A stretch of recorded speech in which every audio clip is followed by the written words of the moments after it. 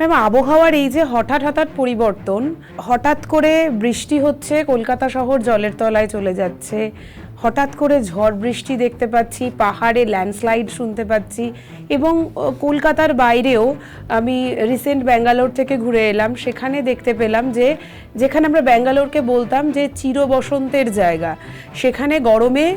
দরদরিয়ে ঘামছি, একটা হাঁসফাঁস পরিবেশ। এই পরিবর্তনগুলো কেন হচ্ছে? খুব স্বাভাবিক, কারণ এটা তো আমরাই দায়ী তার জন্য কিছুটা। কারণ আমরা এর আগেও দেখেছি বহু সভ্যতা কিন্তু বিলীন হয়ে গেছে। সেই সভ্যতাতে অনেক কিছু আমরা এখনো পর্যন্ত, যেগুলো বিভিন্ন ধরনের খনন কার্যে আমরা দেখেছি যে অনেক উন্নত সভ্যতা ছিল। সুতরাং বিজ্ঞানের যেভাবে অগ্রগতি আমরা দেখছি আর মানুষের যে চাহিদা, সমস্ত কিছু আজকে যেভাবে আমরা নেচারকে, মাদার আর্থকে যেভাবে শুধু গ্রহণ করে চলেছি, শুধু ব্যবহার করে চলেছি, সুতরাং একদিন না একদিন তো তার একটা শেষ থাকেই। এবং সেটা কিছুটা আমরা যেটা বিজ্ঞানের ভাষায় বলি অ্যানথ্রোপোসেন প্রভাব, যেটা অ্যানথ্রোপোসেন এফেক্টস, যে মানুষেরই কৃতকর্ম যেগুলো থাকছে তার দ্বারা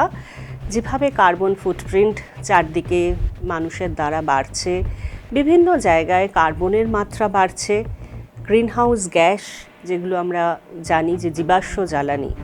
সেই জীবাশ্ম জ্বালানিগুলো আমাদের বিভিন্ন কারণে,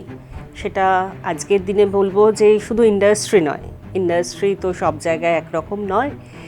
কিছু আমাদের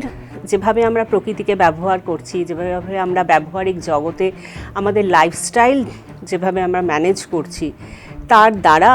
সেখান থেকে প্রচুর পরিমাণ carbon die oxide, methane, sulphur die oxide এগুলো বাতাসে এসে মিশছে। এবং এটা তো আজকের সমস্যা নয়, এই সমস্যাটা প্রায় 1972 সালে, এটা কিন্তু স্টকহোমে যখন পরিবেশ আন্দোলন যেভাবে আমরা দেখেছিলাম যেভাবে শুরু হয়েছিল, সেখানে কিন্তু বারবার করে একটাই মেসেজ সকলকে, সভ্যতাকে দেওয়ার জন্য এই সম্মেলনের মেন গুরুত্বটা ছিল আমাদেরকে একটা লিমিটের মধ্যে আনা, আমাদেরকে বিভিন্ন যে আমরা আমাদের যে সমস্ত ব্যবহারিক জীবনে যা আমরা ব্যবহার করছি তার ফলে আমরা যেভাবে কার্বন ডাই অক্সাইড বাতাসে মেশাচ্ছি, সেটার একটা অপরিকল্পনীয় তার পরিমাণ হয়ে দাঁড়াচ্ছে।